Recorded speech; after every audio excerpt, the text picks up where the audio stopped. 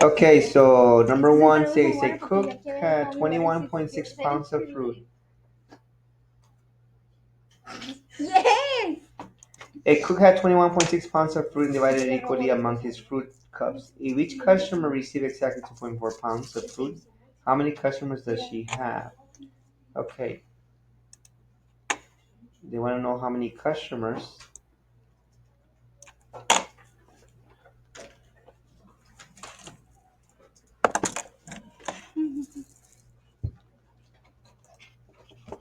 Oh, let's go. Something about Okay, so we have here, they want to know how many customers does she have? Well, Oh, there, got it. these 21.6 pounds, that's the total. And they want me to divide it equally. Okay, so I know I'm going to have to divide. And then it says 2.4 pounds each customer. So each customer will have 2.4 pounds. So I'm going to go 21.6 divided by 2.4. So when we're dividing decimals, it's important for you to understand that the one outside has to be a whole. So I will make them into a whole. So now it's really 24 wholes.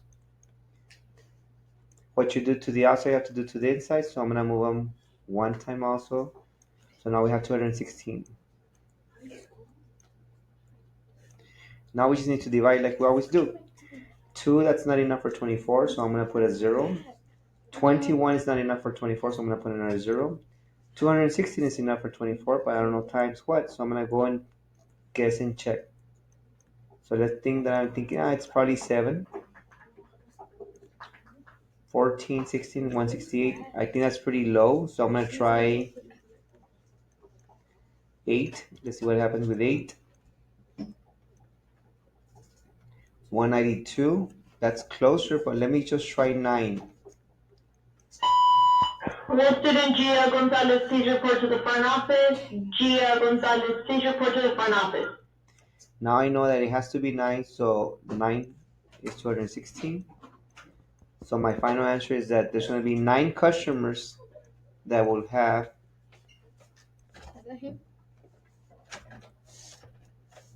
9 customers will be the final answer. Okay. You'll have a question like this probably in the district benchmark and also in the CPA. So make sure that you look what I did. Basically, since they gave me a total and I'm dividing equally, I know. The other thing you can do the get strategy, GET. So each customer is 2.4. So we already have the 2.4. So we don't need that. We already have the total, the T is for total, so we don't need that. So the only thing that they want us to find is the G for groups, which is how many customers. So anytime that they want the groups, you need to divide. If they want what's in each group, you need to divide. If they want a total, we're gonna multiply. So that's how you can do this in case they didn't mention the word divided equally. Okay. The next one says Megan earns 7.75 each hour. She works as a cashier at the mall. How much will she earn for working 8 hours at the mall? So again, I'm gonna start with my question. My question is, how much will she earn working at the mall? The facts: 7.75 each hour. So I know she's gonna get paid 7.75 each hour. She's working for 8 hours. So now I know that they don't want what's in each group. They don't want me to divide. They want to know the total she's gonna make. So I'm gonna multiply. So here would be like the get. I can use the get strategy. GT. Did they give me the total? No. This time that's what they're asking. They want the total. Did they give me what's in each group? Yep, 7.75 each group, 7.75 each group. And then there's 8 hours. That's the group, 8 hours. So when they want the total, I'm going to multiply. So how do I multiply decimals? I treat them like wholes. 775 times 8. You just treat them like wholes. And the reason I treat them like wholes is because wholes are easy.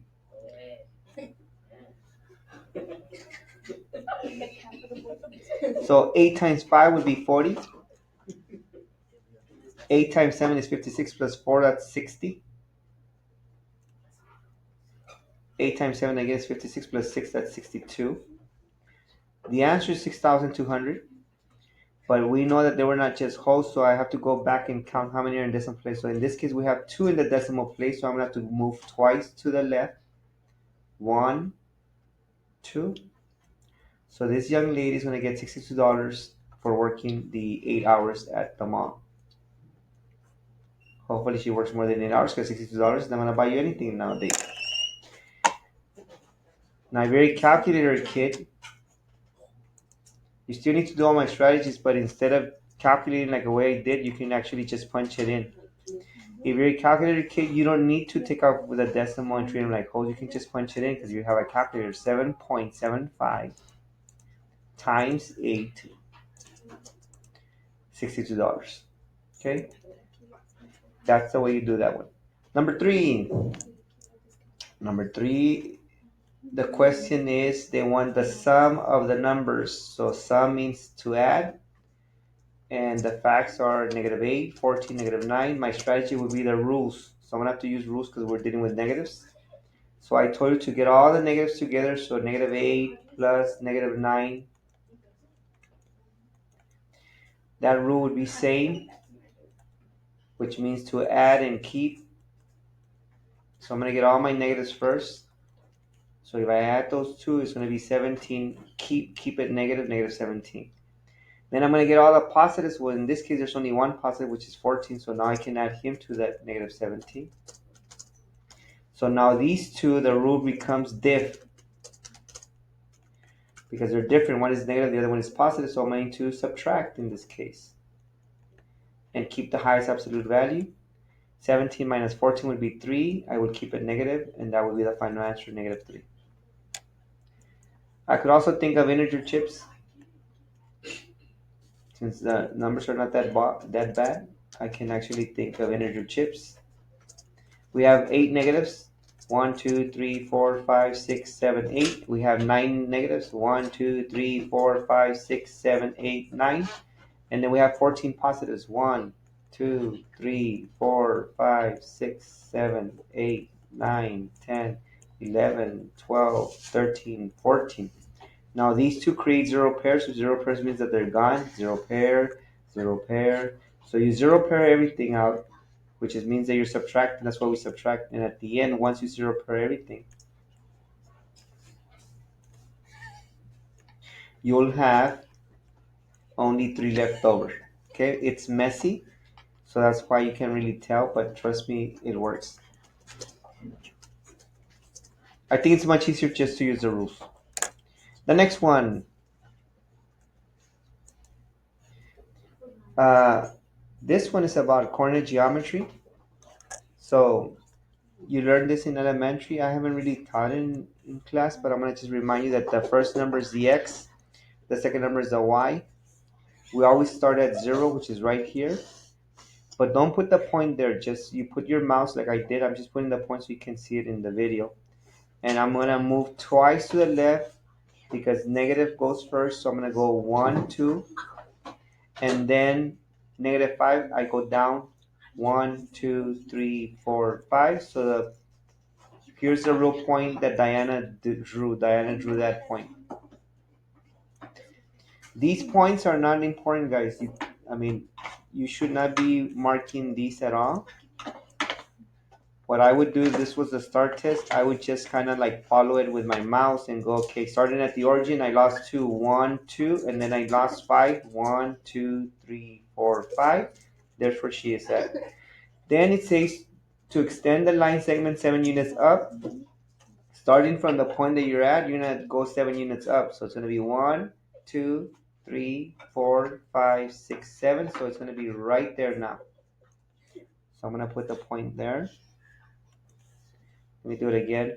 1 unit, 2 units, 3 units, 4 units, 5 units, 6 units, 7 units. Right there is the next point. That would create a line segment um, that will go from this point to this point. Okay? That's the way you do this. Now, the x, you either move to the left if you're negative or to the right if you're what? Positive. After you move which is the first number x. Then we can go up if you're positive or down if you're what? Negative, and then you put the point. And that's it. The next one, this is about proportions. So they say that the rate is a ratio, and we're doing 8 liters for every 7 days. So as soon as I saw the word rate, my strategy is to do a proportion. Okay. Now they already told you that 8 liters will take you 7 days. Now it's very important that you label that 8 is the liters, so I'm gonna put liters, and the 7 is the days, so I'm gonna put days. The reason I have to label is because then that will help me know where I'm gonna put this guy. So am I gonna put him on the top or on the bottom? Top, because the liters goes on the top. On the bottom, we don't know, so I'm gonna call it X. Now, since I haven't taught you the algebraic way, I'm gonna teach you the way they taught you in elementary. In elementary, they taught you how does the 8 become a 72? So how can an 8 become a 72? By multiplying 9. 8 times 9 is 72. Well, what I do to the top, I will be doing to the bottom. So 7 times 9 would give me the 63. And now I know that it's going to take them 63 days to finish the 72 liters. I messed up here because I put 84, but it should be 72 also here. Okay? I don't know why I put 84. My bad. That should be 72. Okay. The next one, we have a number line, and we have the fraction 5 halves. Yay. So quickly, I'm going to bottom out that guy. 5 divided by 2. Is 5 enough? Yes. Times what? 2. Drop the 0 and times 5. So now I know that that 5 half is the same thing as 2.5. It's positive, so I'm going to go to the right side. Starting from 0, I'm going to go to the right side, 2.5. So it's going to be 1, 2.5. The answer is what? D. If it was negative, you do the same thing. But at the end, you put a negative, and then you go to the what? Left. Same thing. Okay? Anytime that you're working with a number line, change it to money, to decimals. We all love money. I don't think nobody hates money. The next question is about multiplying numbers. Now, when you were in elementary, they told you that anything you multiply becomes greater. That is false. When you multiply a number, it could become greater or less. It depends on what you're multiplying by. So if I multiply by something that's greater than 1, then it becomes greater. If you're multiplying by something that is less than 1, then it becomes less. So obviously, if I'm multiplying by an improper fraction, improper fractions are greater than 1. So your answer has to become greater. So here's what I'm trying to tell you. In this problem, we're multiplying 17 times 12 fifths. So I'm going to do it on this side. 17 times 12 fifths. So I know I'm going to have to put a 1 here. But look, just by me knowing that I'm multiplying by an improper fraction, improper fractions are greater than 1. So I know that the product, the product is it has to become greater at the end. So this guy is out between, number que between que nada. Less tampoco. It has to become what? Greater. Because I multiply by something that's greater than 1, my answer, my product has to become greater. You could actually test it and actually multiply and check if it's true, or see if Mr. Rivera is lying to you. 17 times 12. So I'm going to go to the side. 17 times 12. Superman across. That's 34. Cross it out, put a 0. 17, 4, 10, 2, 204. I'm going 204 over 5. Once I do 204 over 5, that's bottom out. That would be 40.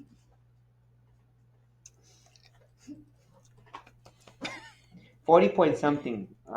So look, you already know that the 17 became what? Greater. It went from 17 to 40. Again, the only time that a number that you multiply becomes less, if the number is less than 1. For example, if I had given you this 17 times 2/3, this guy is less than 1, so your answer has to become what? Less. If I do 17 over 1 times, I don't know, 13 18, that's a proper fraction. It's going to be less than 1 also. So when you multiply by something that is less than 1, your answer becomes less. Your product becomes less. Your product is the answer of a multiplication problem. It becomes less. But if you're multiplying by something that's greater than 1, like an improper fraction, improper fractions have holes. That's why they're called improper, because they have holes. Okay? They're improper, there's going to be holes. Questions with number 9? No, good. Okay, the next one. Mm. The next one, we have those bars mean absolute value, how far you're from 0. So you should not take long with these. These are pretty simple and fast. So they want to know select all that are correct. Whenever you have something like this, select all that are correct, that means that you better select at least 2 choices or more. So the letter A, some kids get confused, but go with this guy. Absolute value of 21. How far is 21 from 0? 21. So you know that that's dumb because they left it negative. And we're trying to find out how far you're from 0 to 21. The next one, letter B. So letter A is dumb because the answer for absolute value should never be negative. Okay, it's from starting from 0. Absolute value of negative 415. What's the absolute negative value of negative 415? 415. So this one is wrong also because they left it negative again. So that's dumb. The next one, letter C, absolute value of 136. That one is how far you're from 0, 136. So that one is good. Okay. The next one, letter D, absolute value of negative 824. Guess what? 824. So that one is good. They didn't leave it negative. Absolute value, the answer will always be positive, guys, because you want to know how far you're from 0. So we have 2 choices that are good so far. The next one, letter E, the absolute value of 12. How can the absolute value of 12 be 12 if they're not even the same number? The absolute value of 12 would be 12, so this guy is really dumb. That's the dumbest one. Okay? We know that guy for 11, we have there is 3 in 5 chances of winning a drawing. What percent is equivalent to the chance of winning a drawing? So this one here, they want 8%. That's equivalent to winning the drawing. Okay? That would be the questions. Now the facts, we have the facts is 3 in 5. 3 in 5 of winning. 3 in 5 of winning. Okay? Uh, the strategy would be fraction, decimal percent. Good job, son. So how do I create a fraction? The total always goes on the bottom. What they're asking on the top. So the total here would be 5. They're asking about the winning. So the 3 in 5 is the winning. So that goes on the top. So now how do I change from fraction to decimal? I will bottom out. So 3 divided by 5.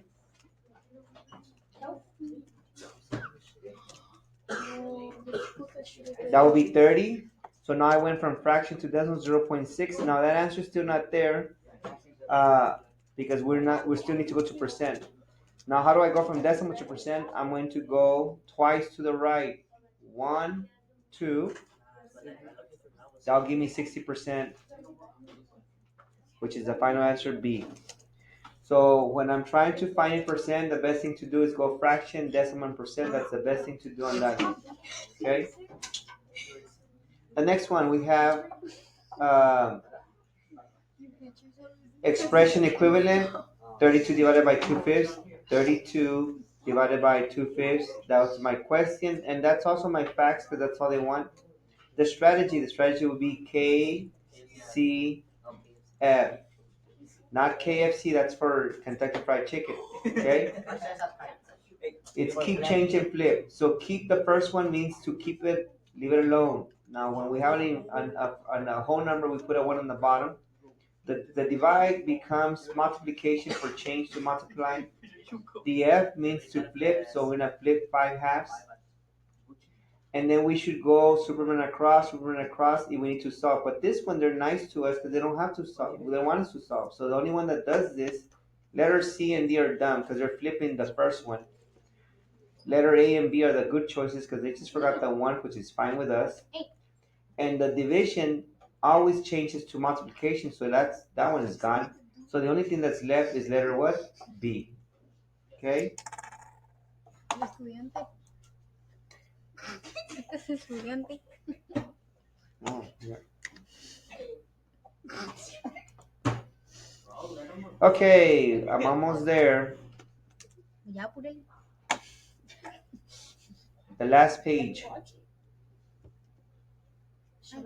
I'm not gonna put pictures. Okay. So this one, we have how many total pages did he produce after the editor returned it? Well, he produced 12.5 pages. That would be the total. That's what he produced first, total.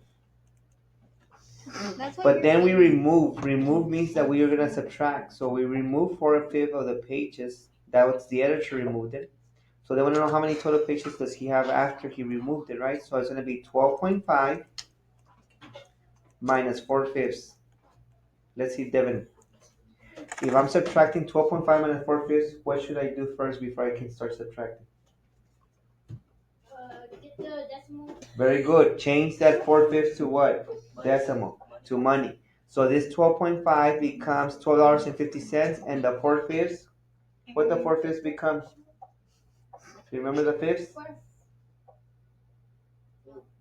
The fifths are the 20 cents. So 4/5 would be 80 cents. Once you have it in decimal, now it's real easy. 12.50 minus 0.80.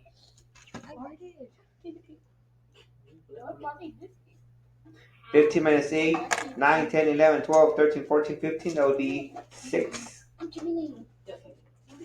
No, not 6, 7. So 11.70 of the pages remain. 11.7 will be the final answer. Okay? Let me do another one of these because this is something new for y'all.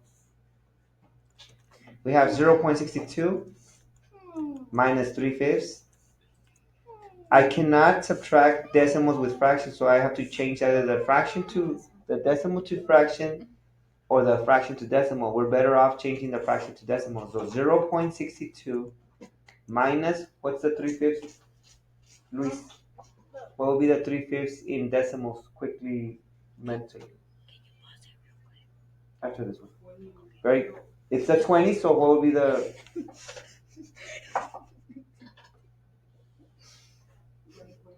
60 cents? Very good, sir.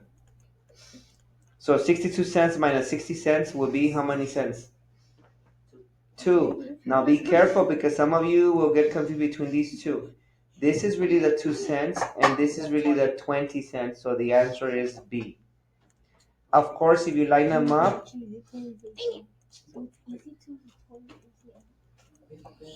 there it is. Okay? The next one, we have 8 bundles of hay for his cows. Each bundle is 56.27. Harrison paid $118.95 for the delivery. What is the total amount Pancho paid? Pancho. Okay, it should be Pancho here, okay? Because I messed up. But basically we're gonna do 56.27, right? Times 8 because you're buying 8 of them. You're buying 8 bundles and each bundle is 56.27. So I'm gonna multiply that. So 8 times 7 would be 56. That 16 plus 5 would be 21. 8 times 6 would be 48 plus 2 that would be 50. 8 times 5 is 40 plus 5 is 45. So right now it's like 45,016. However, there was 2 decimals there, so I have to move it twice. So right now he's at 450.16. That's what he paid for the bundles. But then he paid to get deliver the bundle. So I'm gonna have to what with that add. So it's gonna be 118.95. I would add those two, and I'll find the final answer there. Okay. So this one it's a two-step problem. I have to multiply first and then add at the end. And finally, the last one is about debit and credits. Just a reminder, debit cards, that's your money. Credit cards, that's the money you're gonna have to pay back with interest. So debit cards, that is your money. They will not charge you interest. It's your money. Debit card is straight from your bank. Okay? Credit cards, they're not from your straight from your banks. It does come from a bank, but it's not your bank. It's the store's bank or the company's bank, and you do have to pay back, and you have to pay back interest. So let's read the first one. Debit cards charge interest. Do debit cards charge interest? No. Because it's your money. It's your money. Debit cards allow customers to spend more than what they have. If you only have $50, can you spend $100 in your debit card? No. So that's dumb. Debit cards are linked to a bank account. Are your debit cards linked to the bank account? Yes, because it's your money, it's your bank. Credit cards allow customers to spend more than what is available in the balance. No. That's just dumber. So the answer will be C. Okay, if you study for these tonight and tomorrow while you're watching the elections happen, you should be fine for the test. Also for the test in the gym, I want to make more video about the one for the gym, but at least you have one for now. So